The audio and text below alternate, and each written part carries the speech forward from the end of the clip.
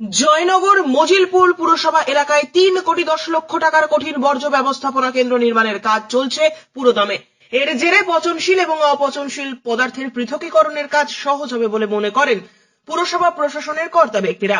পুরসভার চেয়ারম্যান সুকুমার হালদার বলেন, 3,10,00,000 টাকায় এই কেন্দ্র নির্মাণ চলছে।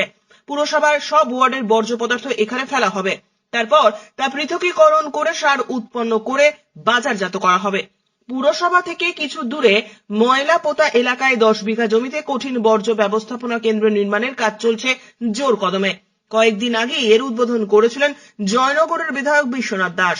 জয়নগর মজিলপুর পুরসভার 14টি ওয়ার্ড, প্রত্যেক ওয়ার্ডের পুর নাগরিকদের পচনশীল এবং অপচনশীল পদার্থ ফেলার জন্য সবুজ ও নীল বালতি দেওয়া হয়েছে। সেই সব বর্জ্য পদার্থ এই ব্যবস্থাপনা কেন্দ্রের পাশেই জমা করা হচ্ছে। পুরসভার ভাইস চেয়ারম্যান রথিন মণ্ডল বলেন, জমিতে শেড নির্মাণ করা হবে, তারপর সেখানে মেশিনের মাধ্যমে পৃথকীকরণের কাজ শুরু হবে। পুরসভার আয় বাড়াতে উন্নত মানের সার তৈরি করে তা বাজারজাত করে আয় বৃদ্ধি করা হবে। প্লাস্টিকগুলো একেবারে আলাদা রাখা হবে। এটা 3,10,00,000 টাকা প্রজেক্ট। এটা মিউনিসিপ্যালিটির 10 বিঘে সম্পত্তি। এটা ময়লা পোতা ছিল।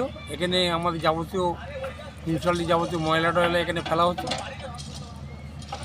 আমাদের এটা একটা কম্পোস্ট সার করার জন্যে 70 মিটার বা 40 মিটার একটা জায়গা নিয়ে এখানে শেড হবে, যাওয়ার বড় গাড়ি যাওয়ার জন্য রাস্তা থাকবে, এবং এখান থেকে সমস্ত প্লাস্টিকগুলো আলাদা করা হবে এবং বাদবাকিগুলো নিয়ে তার থেকে যে মাটি পাওয়া যায় তাতে সার তৈরি হবে।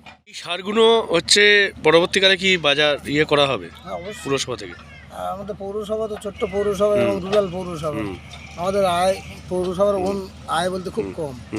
তো এখান থেকে যদি আমরা একটা আয় বাড়াতে পারি, পৌরসভার একটা মাসে একটা আয় বেড়ে যাবে। এবং আমরা চাইছি আমরা আত্মনির্ভরশীল হতে। আমরা আত্মনির্ভরশীল হওয়ার জন্য এটাও একটা যেমন পন্থা, আরও কিছু চেষ্টা করছি বিভিন্ন দিক থেকে, যাতে পৌরসভাকে আত্মনির্ভরশীল করা যায়।